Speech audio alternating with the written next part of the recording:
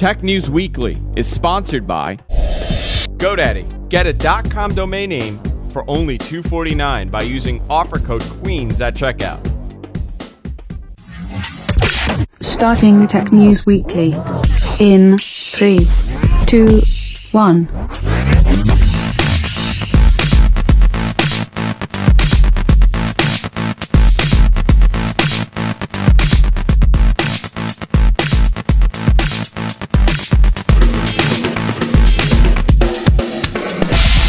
Everybody, welcome to Tech News Weekly. This is the show where we discuss all things technology, everything happening in the week. I'm Andrew Zarin. Of course, I'm joined by John Bubb, as I am each and every week. How you doing, John? Hey, Andrew. What's up? How's everything? It's pretty good. How about you? I see you got a new microphone. I do. I got a new toy in the studio. If you're watching live or you're watching the video podcast, we got a Shure SM7 in the studio. We got it primarily for the guest mics because I'm using these cheapo. Wait. You got more than one? I got only one right now. Right now. So you're thinking of getting more. Well, yeah. So we're going to be planning on going to a dynamic microphone for the guests because we're using these cheapo Samson CO1 $79 condenser mics, and they were fine for a while, but it kind of picks up everything. You know, the mic is not a great mic. So we picked up these Shure SM7s. For the guests. I'm trying it out today to kind of get a hang of the mic, to know, how to configure them and everything. It may not be great today, the audio, because right now my headphones, it's a litting off, but getting there. We're going to play around with it for a couple of weeks. It's not the same as my Neumann. Obviously, you're going to hear a difference in the quality of the mic, but not bad. I mean, it's not an awful mic. It's $300. What do you think, John? Yeah. What do you think? It needs tweaking, I think. It needs but then again, tweaking. you did just get it, so. Yeah, I mean, I gotta tweak the DBX also. So let me see. Let me do a test. If I bypass everything, so this is what it sounds like if I bypass the entire system. I don't know if it made a difference to the stream, but now this is it, obviously, with the microphone going. So let's see what happens. We'll have fun. A lot of boom and sizzle, as the chat room says. John, a lot of important stuff happening, a lot of big stuff happening in technology. No, nothing important happened this week at all. Well, a lot of announcements happen. We're coming up to that time of the year where almost every tech product is released at the same time. We're getting an iPad. We're getting an iPad Retina Mini, possibly. We're getting Mavericks. That should be coming out. You know what it is? A lot of it is all speculation. A lot of it is speculation, and I like that part. I like the speculation portion of this because it's always the speculation game. Yeah, but isn't it a little bit more exciting than the actual reveal? Yeah, in a way, because you know what? You can easily be disappointed by what it is that they finally come out. And I think the past two Apple events are kind of examples of that, where they've come out with something, and especially last year when they had a couple of Apple events, it was they've improved on it some, but it's like you can still be so disappointed by everything that you hear. But then when they actually come out with it, it's like, oh, well, I didn't like that, and I didn't like that, and they didn't do this, and they didn't do that. Well, right now, if we were to speculate on what's happening with the Apple announcement on October 22nd, which we will be doing coverage here on the network, it's a Tuesday at 1 p.m. East. We're going to be doing coverage, John, myself, and I believe Josh is going to be here with us also to talk about everything happening during that announcement. We're anticipating possibly a new MacBook Pro line that has the Haswell chipset in it. We're anticipating Mavericks to be finally released, which I'm still really surprised at how long it took them to release Mavericks. Because normally that's a July release. We get that during the summer. Or August. I can't remember off the top of my head. But it's a summer release, and they unveiled it months ago. Still no product. So we're going to get that. We're also going to get more information about the Mac Pros, which, again, was unveiled to us a while ago. And no information as far as pricing goes or release date, nothing. iPad, 5th generation iPads. We're also getting 2nd generation iPad mini. So there's a lot coming down the pipeline from Apple. It basically what you're saying is that we're expecting everything except for the MacBook Air, iMacs, and iPhones. Yes. Other than those three products, we're expecting everything else. Almost everything. Yeah, I mean, I guess, yeah, IMAX, we don't know. Almost everything. What do you think of these releases that they're doing? In what terms? As far as, splitting up the two and the timing of it, do you not like the timing? I think that they've normally played this pretty well. The issue that I really have with the timing is the timing of the MacBook Pro. Not the MacBook Pro, but the Mac Pros. Yeah. I think they've kind of botched that. Because it's like, well, they announced this half a year ago, and we barely have any information. We don't know when it's coming out or how much it's going to be, which are the two biggest things. It's great that it has all these specifications, that they've updated it, but the two biggest things are, when are we going to get it and how much? What do you predict the pricing to be? Do you think it's going to be up to par with what it's been in the past, or are they going to get cheaper? They got to make it at least $18.99 or more. I think they got to go cheaper. They should go cheaper. The problem is that it's a Mac Pro, and the way that they've got this design, it could be costly to manufacture. Well, I'll tell you why I think it should be cheaper. The previous generations of the Mac Pro, it was upgradable. I mean, It was always, you could go and upgrade this thing if you wanted to. You can't upgrade this thing. But that has absolutely nothing to do on the parts that are used in the manufacturing process to make this. I think they were justifying the pricing with like, hey, listen, you could buy this and you could upgrade it. You could, if you want to change the video card, you can. If you want to change the sound card, you can. That does not exist with this product. This is a appliance, much like every other Apple product at this point. They're appliances. I get your point. I mean, you're going to have to, in order to expand this, use Thunderbolt products, external Thunderbolt products, and which is kind of slim to none right now. So that's also going to be a train really wreck. Do to you? I'm not happy about having 500 different products connecting to this beautifully designed computer. It's a pretty design, it's a unique design, and now you're going to have wires going everywhere. Yeah, kind of defeats the point of it, right?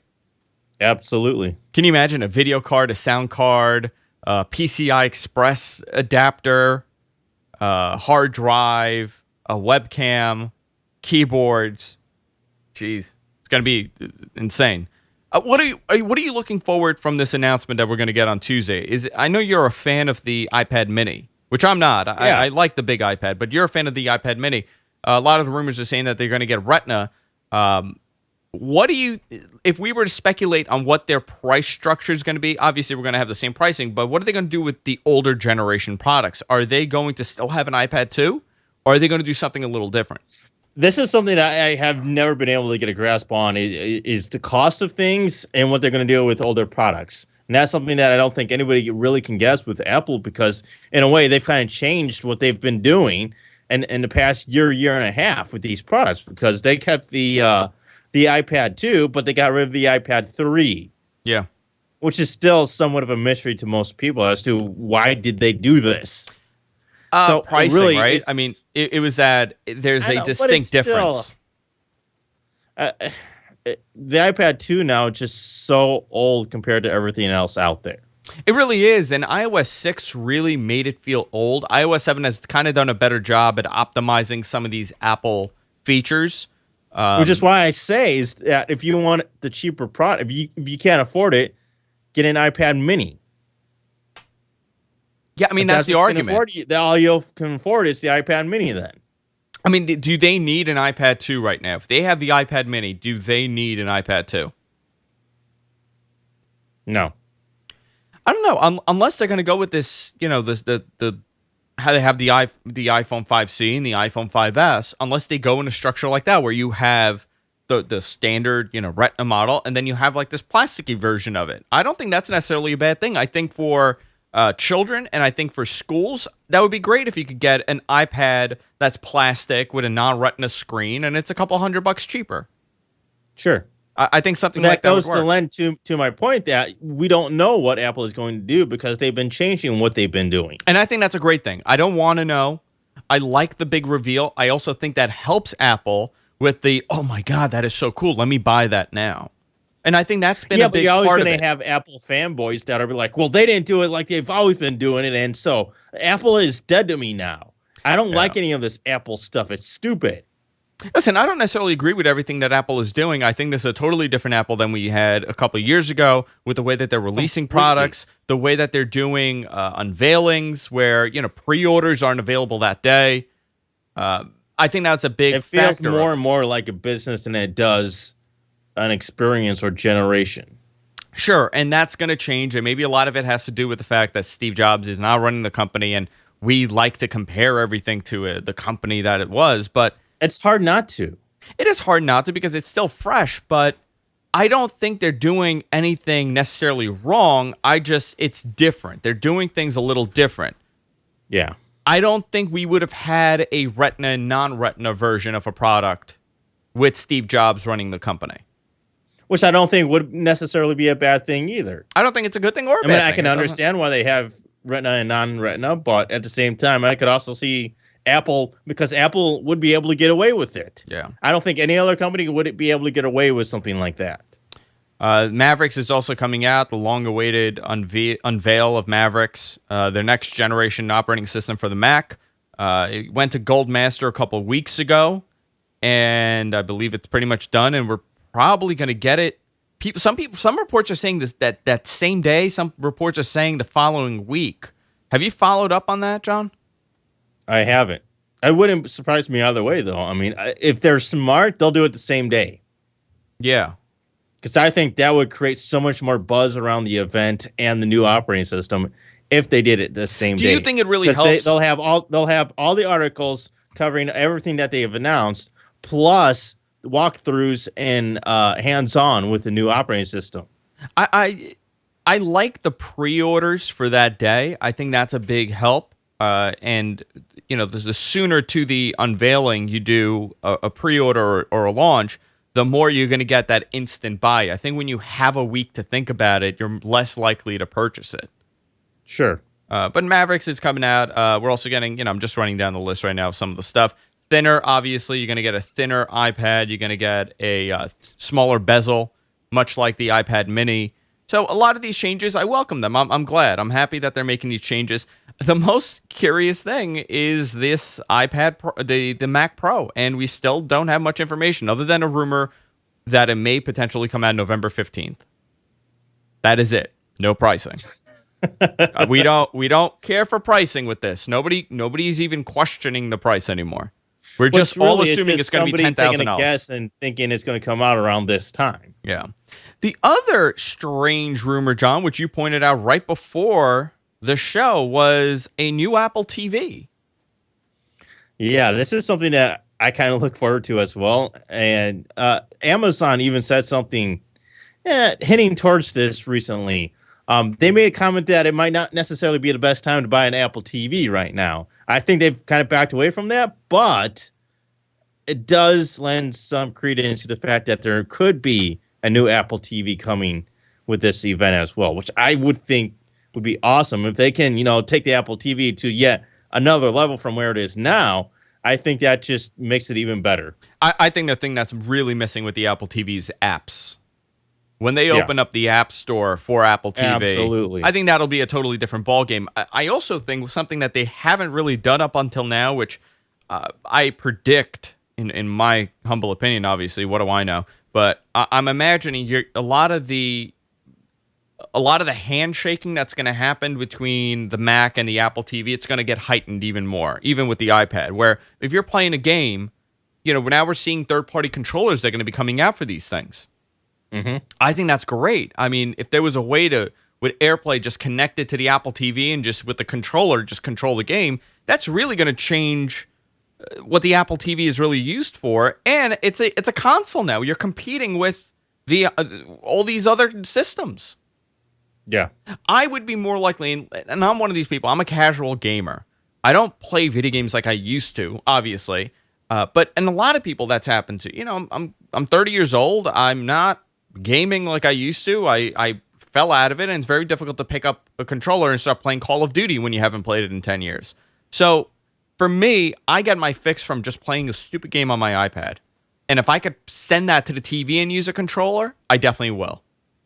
Absolutely. I think there's still a market out there for an Apple TV. And it's interesting because a lot of the we've talked about this before, smart TV interfaces that come included on your TV now, I think are just complete junk, which is why I think products like the Apple TV and the Roku are so appealing, because they fill that void and they do such a better job of it, because not only does it have a better interface, but it has content as well.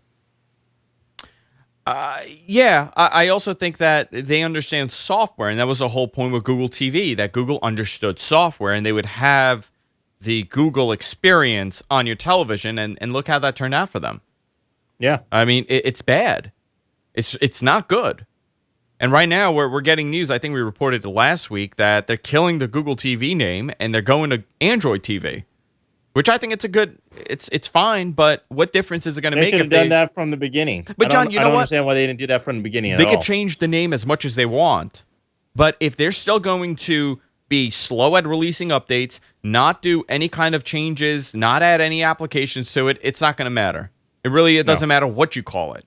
If it's not supported, it's not being upgraded. Which is where Apple TV wins yet again, because they have these yearly refreshes. Yeah.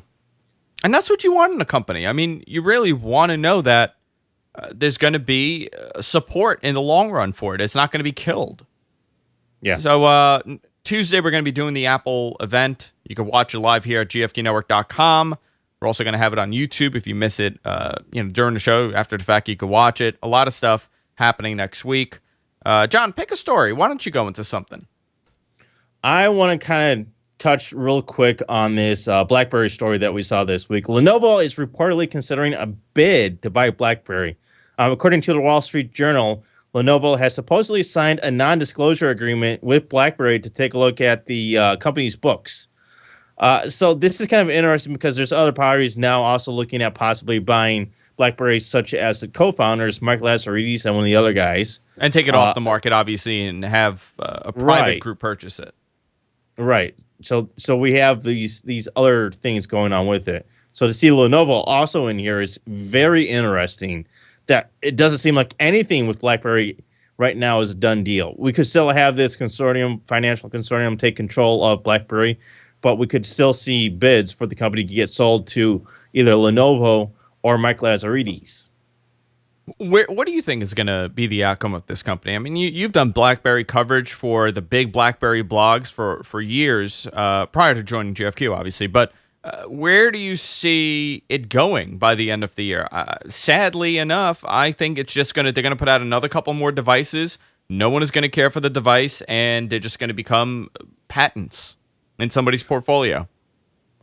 Most of the people out there that give a crap about smartphones have already written off BlackBerry, so there's no way for them to ever win back those people because they're just so tainted. It's like Windows Mobile, and you know how bad Windows Mobile was in its later years. It was just complete utter junk, and I think that's where BlackBerry is now in terms of the company's future. And it's not to say that BlackBerry operating system is necessarily bad or horrible, but they're just not able to adapt quick enough and make these changes to satisfy consumers the way that Android and Apple are. I would like to see a Lenovo kind of incorporate some of the BlackBerry stuff. Lenovo has a real hand in the corporate world as far as their ThinkPads go. Nobody makes a laptop like Lenovo, in my opinion. I still think they make the best business. You are never going to see a BlackBerry the way it was back in its heyday. Back in 2007, 2008. You will never see that BlackBerry again. They've already had to cut their workforce by 50%. They're just never going to be that company again. That's just not possible. There's just too few people that care about them. Lenovo could buy them, but it's going to be one of those products that, it's just kind of in the back. That's only for enterprise people. Consumers aren't going to give a crap about it whatsoever. It's only going to be business users that give any sort of care to it, and it's only going to be something that's ever updated maybe once or twice every 2 years. But we always hear that argument, right? Enterprise. They're so good in enterprise. They were so good in enterprise. But does it really matter now? Because I think Google and the iPhone do everything a BlackBerry could at this point. Absolutely. I mean, really, they They do everything. There's Exchange support now. Yeah, the email app on the iOS is not that great, but it's most people don't care. And to be honest, they want the applications. They want to be able to write applications, and it's so much easier to do that for Apple and Android. And we're also in a different generation where the people in charge of the IT department are the ones who kind of determine what phones people are going to get. And all these guys are probably using iPhones and Android phones anyway. So yeah, it's a different generation. I mean, you're talking about young guys that are leading these departments now, and they're not loyal to BlackBerry, and why should they be? But it's so funny because BlackBerry did this weird thing this week where they sent out an open letter to customers saying that, hey, we're still here, we're still important, we can still, compete. Yeah, so that's why you had to write such a big loss on the Z10, right? The Z10, the Z20, the Z30. Yeah, and that's why was it Rogers that said that they weren't going to initially carry the Z30? Yeah, your letter makes perfect sense. To talk about another phone that I'm actually personally excited about. I know John really isn't excited about this, but that's a secret. The Nexus 5, a Nexus 5 listing appeared for a couple of minutes or a couple hours on the Play Store as a teaser. It was teasing a 16 gig model for $349. And John called me prior to doing the show, and he was asking me, why is this important? Tell me why I should care about this phone. I don't understand this. Okay. There's nothing special, right? It's very vanilla. There's no cool feature like a fingerprint sensor, and it doesn't, detect your eyes and nose when you're looking at it. Why should we be excited about this? And there's a number of reasons. One, the main reason why people should be excited about this phone is that it is a unsubsidized phone. Anybody could go and order this for $349, no contract needed, and you bring it to your provider and you get it, whatever, on the service. That is a huge thing. It's a very different thing. We're not used to that. We're used to going and signing contracts for 2 years and getting the phone and then getting another phone in 2 years. This is breaking that mold. Technically, with the Nexus line, every year you could go and buy a new phone for an affordable price. You're not paying $600-$700 unsubsidized. You're paying $349, which is the normal price of a phone, in my opinion. That's the big thing. The other thing is that we're going to get the next generation Android operating system, KitKat. This is all going to be possibly coming out on the 28th.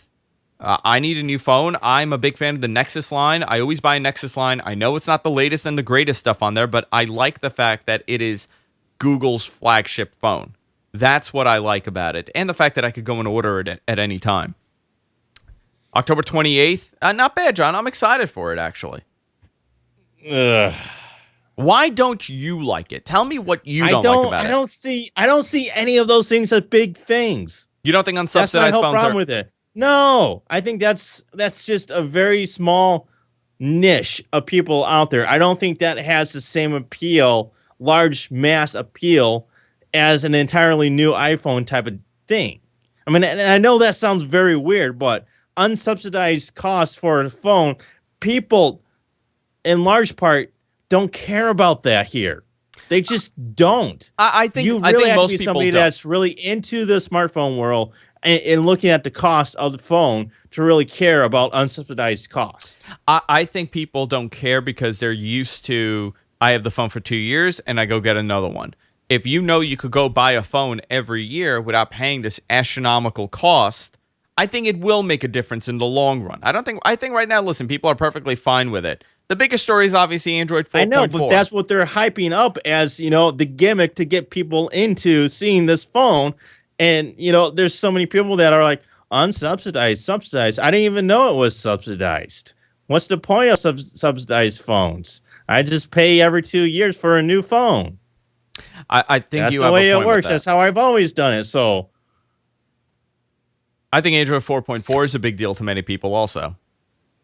The other thing that I we're think hopefully that's seeing, a bigger deal than it being unsubsidized. But then again, I think there's just so little known about 4.4 to begin with, and just how well it's actually going to work. Because we've seen this in the past with Android, where they've had these updates for their operating system, Jelly Bean, Cupcake, and Gingerbread. Oh, it's neat, but we're at this point now where it feels like we're taking baby steps instead of leaps and bounds. Yeah, I mean, one major thing that people think about this, one of the major things that people are excited about this operating system is the fact that SMS and chat is all getting incorporated. Google has made an initiative over the last year to kind of merge all their text formats between Google Talk, Google Hangouts. I believe they had another one. I forgot what the other one was.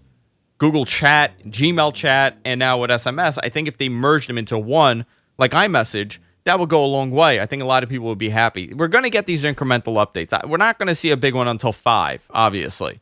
But sure, it's October 28th is the date that they're leaking this. Hopefully, the leak says that it's going to be then. I'm going to be. I think the other thing too is that I think the people that might possibly care about a new operating system on Android are the people that are looking for it to be polished, much in the way that iPhone feels polished, iOS feels polished.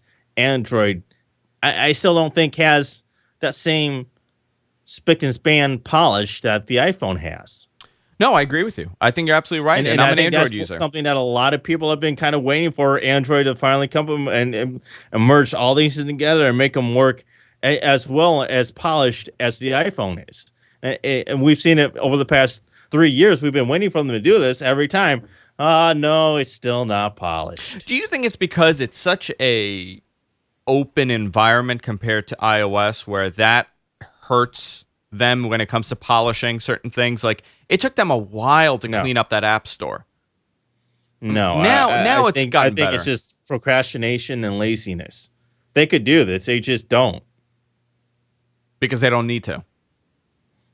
I think that's part of it. I think they just don't feel like they need to. It's an interesting which is sad mindset, because I mean I think Android's a great operating system. It's still missing that polish that I think a lot of people kind of want. I mean you got to acknowledge that point because there's so many people that still buy iPhones every single year. You know when that argument is going to go away, when people are not rooting these things to get it to do what they want it to do. I've had discussion with Android users. I'm very critical about Android. I'm an Android user, and I'm critical about it because I have to use it every day. One of the biggest problems that I see is that everybody's argument is, well, with Android, I don't like that it does this, but I could go and root it and put a new operating system on it. Well, that doesn't make it good. That's actually a really bad thing that you have to take this thing, unlock it, void your warranty, and put a rogue system on there, something that somebody cooked up. That doesn't suppose make there's it something good. to be said for that because it's somewhat of a yin and yang balance to the iPhone. When you have this iPhone that works out of the box very well for most people, but you also have this alternative called Android that for people that really do want to get down there and dirty with their operating system and the way their phone works, they have that option. John, are people still jailbreaking their iPhones? No, because there's not a jailbreak out there. I mean, there is for like iOS 6.1.3, but since then there is not a jailbreak for it. And even the one for iOS 6, I believe is still a tethered jailbreak. So in large part, most people are not jailbreaking their phones anymore. But I mean, people initially did that because there were features that they wanted, like a notification bar or whatever, that wasn't available in the version. I think Apple's done a good job at saying, like, listen, we're adding all these things, and pretty much whatever people want has been added. For the most part, yes. I think they appear to have more of a willingness to smooth out and add things to iOS to make it work the way that users want it to work. We also got an update this week. Actually, it's a little bit of a rogue way of doing it. We showed you guys how to do this on What the Tech. Microsoft announced GDR3 for Windows Phone, which is their next operating system for Windows Phone. I have a Windows Phone. I have a Nokia Lumia 520 that I showed on the air last week. During What the Tech, I put the new operating system on there. I put the latest update on there. And there are significant changes to this as far as performance goes. Everything else is pretty much the same. It looks the same. It feels the same. No major updates in that sense. But the performance that I'm able to get on this, it's much better than GDR2, which was the prior version. There were a couple issues, like when you had it in photo mode and you were trying to take a picture, it would jump frames when you were holding it up. So in the viewfinder, it was jumping frames. That's no longer an issue. Applications load up much quicker. So they've done a good job at kind of fixing up the specs on this. The other thing is GDR3 now supports phablets, which is 5 to 7 inches in resolution. We're going to start seeing tablet Windows phones, which has been totally the opposite of what they wanted from Windows Phone. They had said they were not going to put out a 7-inch display. They didn't want tablets, but I think by the end of the year, we're going to get 7, 8, 9, 10-inch screens that are running Windows Phone. John, I think that's a great idea. I wonder how much of that is due to manufacturers wanting to create tablets or phones in that particular size. Yeah, I think that's. I'm actually very happy about that. They've also added something called driving mode, where if you put the phone in driving mode and obviously you're driving and someone calls you or sends you a text message, you could send a custom message back saying like, "Hey, listen, I'm driving the car right now. I'll call you when I'm done." So that's cool. Yeah, I think that's cool too. So minor changes. The biggest thing, obviously, is that it's going to support phablets, and that kind of blurs the line between Windows Phone tablets and the Surface tablets. What I really like about this particular update is just a sheer amount of devices it does support. It's not cherry picking, one device here, one device there. It's basically any Windows Phone device out there right now, any Windows Phone, you can put this on. Windows Phone 8 device. Yes. Yeah. So which is completely opposite to Android. With Android, it's like, oh, well, you have this phone. It doesn't work with that phone. I actually found it unbelievably easy how you were able to upgrade it. I followed the instructions on the WinSuperside website. If you want to do, we also have a video that we posted on our website and, of course, on YouTube. But I got the instructions from WinSuperside, and it took a couple of minutes, it was just a few easy steps, right? Yeah, that was it. I mean, literally like 4 things. You go, you download something, you register for something, and that's it. The install took a little longer, obviously, but depending on the phone that you have, it may take a little longer or shorter, but really easy update, and the phone's running great. I can't complain. Can't complain at all. John, you want to go into a story, and then we could do our picks? Yeah, this is kind of an interesting story. T-Mobile is going to replace their grandfathered plans with new rates.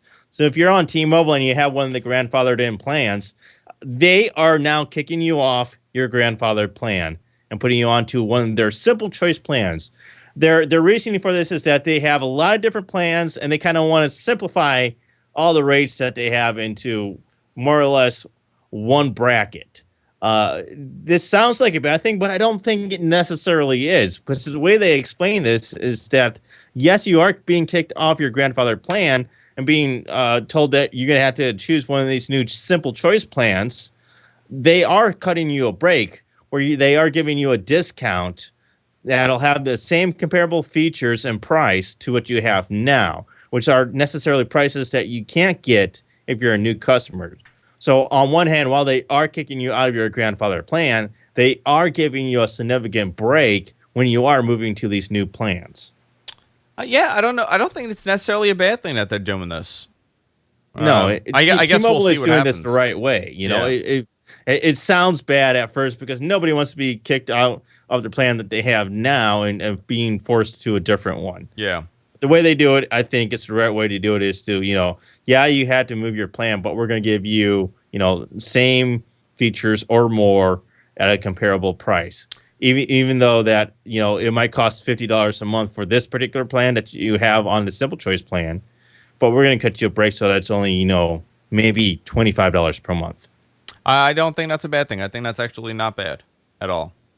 Absolutely. Since we're talking about these carriers, Verizon did a big upgrade here in New York City for 4G, for LTE. I don't know if you saw this, John, but they are now claiming speeds up to 80 megabits a second download over 4G. Right now, it's only available on the Samsung Galaxy S4, but they plan on rolling it out to other phones. But I did see a speed increase on my Nexus phone, and my phone is about 2 years old. Normally, I'm getting about 20 megabits. I got about 40 when I did a speed test. So they have increased it. If you're in the New York City I'm area. wondering if that was just, luck of the draw there. I don't know. I always test it at press when I go because I have full bars over there. At most, I was probably able to get like 28, 26 megabits. I got 40, and I did it like 3 times. Because technically, the way this is working is that this is off the AWS spectrum that they bought from AT&T, and that's a specific frequency that most phones currently are not capable of, which is why you're only seeing it with the Galaxy S4. I wonder if you're going to see that with the Nexus 5. That would be interesting. Yeah. I think that would be a very good thing if they did that. I'm kind of disappointed that, even with my iPhone 5, I'm not capable of that, because I would love that kind of LTE speed. What are you That able would to be get? amazing. In your area, what are you able to get right now with LTE? I think the last time I did one, it was about 20 down and 1 up. I mean, well, the upload is a little crappy, but I mean, the download is phenomenal. 20 up is phenomenal. Totally. It pretty much matches my home speed. I mean, I'm able to broadband, get, so. I'm able to get for the upload, I'm able to get around like 15, 14. And I mean, that's Which still crazy. is not horrible. I mean, No. you're talking about a wireless technology that goes that fast. Yeah. And most people don't even have that kind of speed in their home. No, most people don't. And you're talking about, an older device that's 2 years old. Now, Yeah. only if I could do Google Hangouts on my Google phone, that'd be a whole different story. Twitter, one last story, and then we'll do our picks of the week. Twitter is considering a dedicated private messaging app. There's been a lot of they've kept their eye on this market since Facebook obviously does that, and there's also Snapchat that's become huge amongst the young adults. What do you think of this, John? A dedicated Twitter private messaging application? I don't see why. I mean, I understand that they kind of want to, get more people to use their product, but at the same time, I just don't see the need for this product. It's neat and all, but really, it's one of those things where, yeah, you have this product now, but you still have to get people to use it, and quite frankly, getting people to use something is very difficult. But I mean, if you're already using Twitter, I mean, you are. I don't really DM people. I mean, it's rare for me to. Neither do do that. I. Yeah, Which is one of the reasons why I find this so bizarre. Is that honestly, the last time I had a DM was like 180 days ago. For me, when I DM people, it's generally like tech support if I've had to complain about something, or it's like a last resort to get in touch with somebody. Yeah. I mean, I really don't use it as a private messaging service. I generally just do, Facebook. Facebook has really become the main one for many people. And I Skype with certain people, but generally it's Facebook. If you want to get in touch with someone, you're going to use Facebook. Or WhatsApp or iMessage. Have you used what is that? WhatsApp? Yeah. Is that it? Have you I don't understand it. I haven't used it. I know it's one of the bigger ones out there, and it's so funny because I've spoken to the guy. I believe, if I'm not mistaken, I've spoken to this guy a few years ago when WhatsApp first came out, and it was only available for BlackBerry. Oh, that's funny. Which is so funny to have an interview with this guy, 4 or 5 years ago, and now WhatsApp is like one of the biggest instant messaging applications you can get. Yeah, and I don't get it. I don't understand why people use it. I don't understand. I mean, maybe I'm missing something. Maybe my friends aren't using it. It's like one of those, MSN versus AIM. It's like the 90s all over again. Hey, John, it's that time. It's time for our picks of the week. This is the time of the show where we feature a product, a website, and anything that we like that we want to feature. We're doing a little quick show today. Obviously, we're going to have a lot to talk about next week, and we need to prepare for that. So, John, what is your pick of the week? You got my link for this, right? I do. All right, this is something very cool and very timely for October. It's called Digital Duds, excuse me. It's costumes, basically, that you use with your iPad or your iPhone. It's very, very, very cool. Basically, for $30, you can get a T-shirt that you put your iPhone or iPad into, and it'll have like little eye movements or a beating heart or something like that. It's really, really freaking cool. This is from the guy that originally did that hole through the stomach video where he used 2 iPads. I don't know if you remember that. Or I not. don't. He used I don't two remember. iPads, one in front, one in back, and he used the cameras to make it look like it was going through him. So like if you put your hand behind him, it would show up on the other one. He was just using like Skype or FaceTime to do this. It Oh, was that is really cool. cool. So now he's expanded it to a bunch of other T-shirts now with moving eyes, beating hearts. But he also has a whole bunch of cool stuff such as eye wounds, which is basically just this thing that you put underneath your shirt, and you can have your beating heart in there. Oh, that It's is cool. really freaking cool. And believe it or not, this is a guy that worked at NASA, which is really funny. He worked at NASA. He helped work with the Mars rover, and recently he quit his job, and he's doing this full time now. That's how good this stuff is. It comes with an application for your iPad or your iPhone. It's completely free. You just got to buy the shirt or whatever it is that you want. They have eye wounds. They even have pattern suits. This is the company that makes those morph suits that you see everybody wear. That's just, some weird dude in this weird suit from head to toe that you can't tell who it is, male or female. But they've got these really awesome morph suits and pattern suits. I don't know if you can bring that up, Let's but see. some of these Morph are just suit. Let me see. incredible. Okay, I'm gonna go to it now. Morph suit. The original suit. So what is Not this? the original one. No. Okay. You got to go to either the iMorphs or the pattern suits Okay. under Digital Duds. Oh, digital duds. Okay, let me go there. Okay, hold on. Costumes. iMorphs. Okay, iMorphs. Yeah.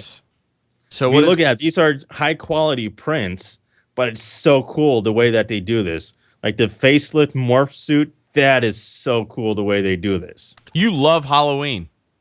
Absolutely. This is the coolest thing ever. Are you gonna get a suit?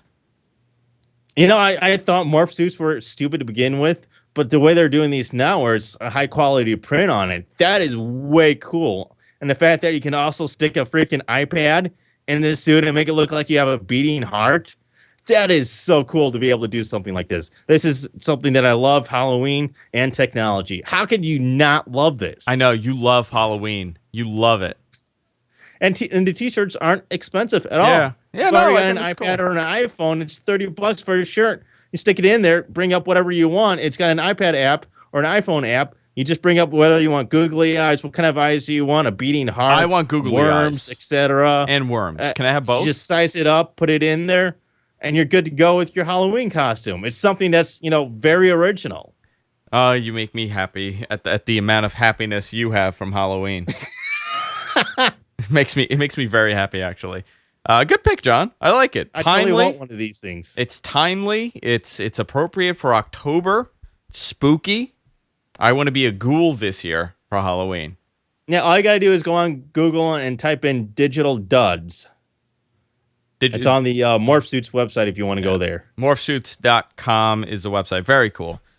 John, my pick of the week, obviously, it's something that I have right in front of me, and that's a new microphone we got in the studio. We're going to be using this for the guest mic. Oh, you're picking it already, huh? I am. Let me feature it. I'm being lazy today. It's the Shure SM7B microphone. This is a standard in many radio stations. A lot of big shows use this microphone. It's this and the RE20 pretty much. Not a bad mic. I love the look of the mic. I think it actually fits the set a little better than my other mic. But this is a dynamic microphone. I'm just getting used to it. I'm just using it. This is the first show I've used it on. So if the audio sounds a little different, obviously it's because we're tweaking this.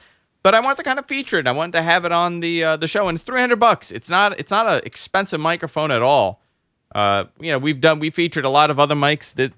This mic over here is the AT2005. This is $50, and this is $300. So if you ever want to compare audio quality, you could kind of compare those two. It's a fascinating thing to determine what sounds better and what doesn't. But it's my my pick is the Shure SM7B. I kind of like it, actually.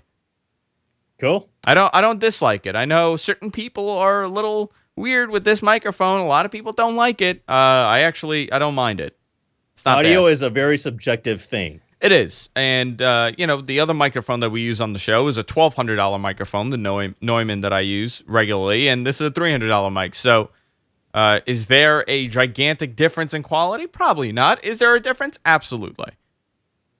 So that's my pick. Very easy. Cool. Very quick. Easy breezy. John, it's the end of the show. Guys, if you miss any portion of the show, of course, you can catch it on our website, gfknetwork.com. We're everywhere podcasts are available. Please subscribe to us. It helps us out a lot when you do. Also, we have an Amazon affiliate link. When you guys support the show, we could buy things like the Shure SM7 and upgrade the equipment in the studio. So all you got to do, very easy. Either click on the link on our website to Amazon, or you can go to gfq.co/Amazon, and we get a tiny little fraction of the sale. So a couple percent. By the way, yeah, you can also do gfq.co/Amazon UK and Amazon CA. So if you're in the UK or Canada, you can also use those. Yes, you can. And we get credit for that. And we really appreciate all the guys that are doing this. Somebody bought 3 MacBook Pros with our Amazon link, and that really helps us out when, we need to buy stuff like this. Like, I needed a new mic arm. This is actually a new one. The other one was totally destroyed. It was no longer holding my mic up. And it didn't really cost us anything because I used the Amazon link for that. All the credit that we've built up. So I appreciate everybody doing that. That rather than asking for donations, that's what we kind of ask from the audience too. When they're buying stuff on Amazon, just use our link. Amazon, gfq.co/Amazon is for the US. John, what's the UK and Canada? Amazon UK and Amazon CA. Yes. So you could, and also we're gonna have it all on our website. That's it, guys. We're all done. We'll see you all next week on Tech News Weekly. Good night, everybody.